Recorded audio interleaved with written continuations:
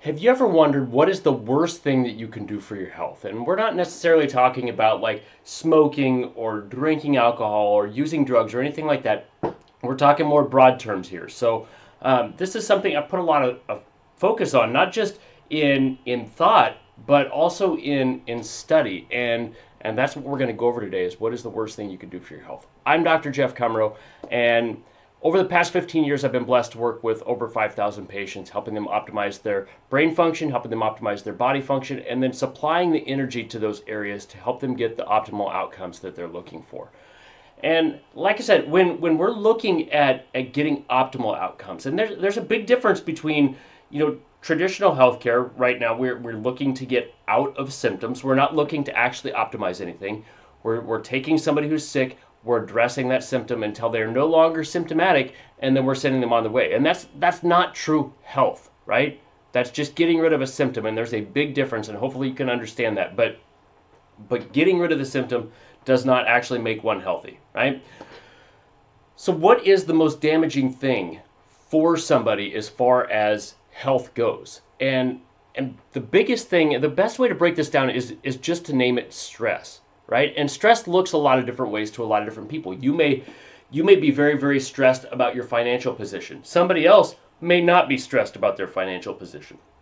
You may be very, very stressed about your work. Somebody else within your same office may not be stressed about work, right? So it's a very individualized thing. But it's not just the psychological stress that we're talking about. We're not just talking about family, friends, money, different things like that. We're also talking about what kind of toxicity are you exposed to, because we're exposed to thousands of different chemicals. I think last time I checked, the FDA had cleared 89,000 plus chemicals, and 12 of them had been associated with, or had been actually studied for long-term health implications. And we're getting more studies on some of these things. Plastics is one that is very, very toxic. They're correlating with cancer and heart disease and different things like this. And it continues to get worse and worse because we have more and more exposure to it on a daily basis. So things like this are, that's damaging, right? When we look at almost 100,000 things and 12 of them have been examined for long-term health impacts, that's scary to think about. So these are things. Thoughts, like what kind of thoughts do you run through your head? There are many people that run negative thoughts through their head, right? They sit there and they worry all the time. I'm somebody who is very prone to that. I get into stages where I do that, where it just, you get into that negative cycle and you just focus on something and you can't get out of it. It's very, very difficult. And we see a lot of this in, clinical situations like depression. So depression is something where you get focused on some of the negative things, you can't get out of that pattern. And there's more and more people with depression every single year. And there was an explosion of that through and after COVID. There's been a lot more anxiety. There's been a lot more depression after that. So mental health was something that was really challenged through that time. So, stress can look like that. It can look like a lack of sleep. It can look like a million different things. If you're constantly sick, that's a stressor. So there's a lot of different things that play into this. It's not just the psychological stress. And that makes it kind of an unfair advantage, right? Because when we break it into something big like that, of course it has a big impact. But when we look at the impact that those stresses have, it's not just one thing. A lot of people say, okay, you got to calm yourself down or you're going to have a heart attack, you're going to have a stroke. Because stress is correlated with those things, right? When we look at somebody busy, the stereotypical example of that is somebody on Wall Street, right? They're trading stocks and they're going crazy all the time and they have a heart attack. They end up with a stroke, something like that. They get high blood pressure, some sort of heart disease that leads to a health challenge. Stress does much, much more than that. So yes, it is increased in, it gives you an increased risk of cardiac disorders, which is something we all need to be careful with because it's the number one killer in the U.S., right? Well, perhaps.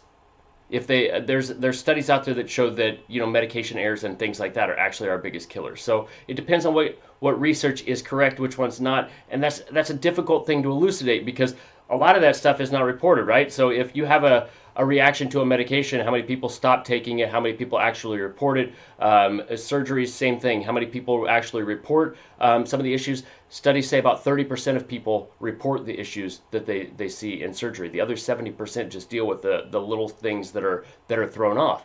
And so all of this stuff starts to spiral. That's not the topic of this, so we're not going to dive too deeply into this. But Heart disease is among the biggest killers. No matter how we shake it, heart disease is something we all need to worry about. On average, 1 in 2 people are going to have heart disease. But heart disease is not the only focus. Cancer is a massive focus with stress. And those with cancer are much more prone to it progressing to the next level, or at least not moving in a positive direction, the more stress they have. And they've measured this through HRV. And HRV is heart rate variability. It's a very cool tool. It's something I used to have available here. It is not currently working. It went down with the computer. And so it's not something we currently have, but it's something I want to get back, because it's something that we can take a snapshot and look at what your current data is, what your stress level is, and how it's affecting you. And you've got a normal level for your age. And as we get older and older, we're on kind of a decreasing slope. As we get older and older, that level goes down because our heart rate variability goes down. And you would think that that's a good thing, right? You would think that you want your heart rate to be just nice and consistent. But we don't. We want it to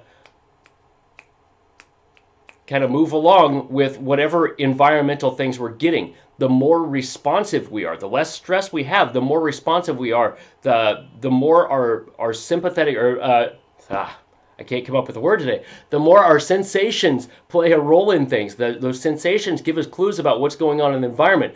And the more that we have that information, the more variable our heart rate is. So we might have 2 or 3 beats, quick succession to get something done over here, and then we have just a little bit more invariability, and it's something that changes at all times. So the more variable your heart rate is, the better things are. And when we have better heart rate variability, we have better immune function. Why is that? There's multiple reasons for this, but the biggest reason here is when we have more heart rate variability, we have less stress on our system. If we have less stress on our system, we don't have to waste as much energy, right? When there's a bunch of stress on the system, we're constantly just kind of throwing everything at it, and we're just that, you can't stop. You just almost like anxious, ready to go, amped up. And what we got to do is we've got to calm that down. And when we do that, we have more energy left over for things like immune function. Makes sense, right? We have more energy left over for doing the things that we want to do, which provide a mental benefit as well, right?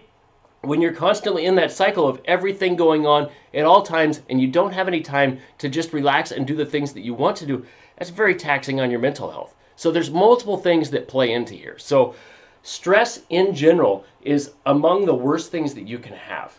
And there are multiple ways to manage your stress. And this is something that we have to get better at if we want to see optimal health. Chiropractic care is one of those things that is great for heart rate variability. It's great for stress management, stress resilience, all of that. It's something like I said, we used to have that here in the office, and it's something we used to, measure people at the first visit that they came in, and we measure them again at the 10th visit when they came in. And you'd be surprised how much better people are. I just read a study recently. It was out of Australia, and it was a case study. So it's got just a few people in it or whatever, but astronomical changes in heart rate variability from beginning to end. And the longer people were under care, the better they got through that. The people that were under shorter term care didn't get as much benefit. Did they get benefit? Absolutely. But they didn't get as much as those who were under, more lengthened treatment. And that's the way a lot of things in chiropractic are. Things continue to get better and better as you continue to go with that. But the reason this chiropractic is so important for that stress response is a lot of the benefit goes up to the prefrontal cortex, it goes to the parietal lobe, it goes to the cerebellum, which doesn't have as much role in sensory or in sympathetic nervous system, that stress response, but it does have some, because that cerebellum is a big part of sensory processing. So as we get that sensory processing, when we can feel things properly, gives us that ability to kind of calm down. So if you've ever had a baby and the baby is just throwing a fit, you pick that baby up, you give it a little bit of sensory integration, you move it around maybe a little bit, you rub its back, whatever that may be, give them sensory input, and they start to kind of calm down a little bit. You swaddle that baby and they sleep better. That sensory input is very, very important for calming down that stress response. And those are the areas that chiropractic works on. But there are other things you can do too. Breathing exercises, meditation, exercise, getting proper sleep. And this is something that most people don't get. A lot of people are averaging, it's 6 to 7 hours of sleep is the average. Everybody thinks we should have 8, 7 to 9 is good for most people. What I recommend on this is getting some sort of sleep tracker, whether that's a Garmin, an Oura Ring, Apple Watch, whatever it may be. But the better you can track that, the better results you're going to get, right? We want to know how much deep sleep we're getting. We want to know how much REM sleep we're getting. And when we can get good quality sleep, we don't have to have as much. So you might be able to get by on 7 good quality hours. You're going to be ahead of those people that are getting 10 poor quality hours. And studies show that, people who aren't getting proper sleep, if you need 10 hours of sleep a night, that's not a good sign. Why? Because if you need 10 hours of sleep, you're not getting the good quality sleep that you need. So there are a lot of different things that play into this, but stress is among the most dangerous things that I see on a daily basis, and chiropractic is one of the best suited things to approach this. Because if we start putting chemicals into our body to address that, you know what that is? It's a stress, right? Just like we talked about. The stresses are not just the psychological stressors. They're the things that we put into our body, those toxins. And when we put something in there to blind things, so let's use blood pressure as an example here. And I'm not saying don't take your blood pressure medication. Do not take that from this, because that is not my scope. That is not something I would ever tell you to do. But when we look at something like that, it changes the body's ability to self-regulate. And the ability to self-regulate is ultimately what we're looking for, right? So if we change blood pressure, if we change cholesterol levels, if we change immune function or mental function or anything like that, so basically any chemical we put into our body has an impact on the stress resilience that we have. So very, very important thing to manage. So it can't come from the outside is what we're trying to say here. So it has to come from the inside. We've got to use the foundational principles of health. We've got to move properly. We've got to sleep properly. We've got to eat properly. We've got to manage our stress in better ways. We've got to hydrate. And when we do those things, we build a better state of health. But until we do those things, we're going to continue to be on that hamster wheel where we're running nonstop and we don't ever make any progress, where we're constantly taxed because there's never any time. We're constantly stressed because the financial stuff never goes away. The kids' activities never go away. There's so many things in our lives now that it's easy to add stress to our system. And the more things that you can do to optimize that, the better health you're going to enjoy. So if you have questions on this, as always, reach out. You can post a comment. Like or subscribe. It gives me good information as far as if this is helpful to you, so I know better what to explain or what types of things to share with you. But as always, I appreciate your time. I appreciate your attention. I know those are your most valuable resources, and I appreciate you spending some of that with me. So have a great week. I'll catch you on next week's video.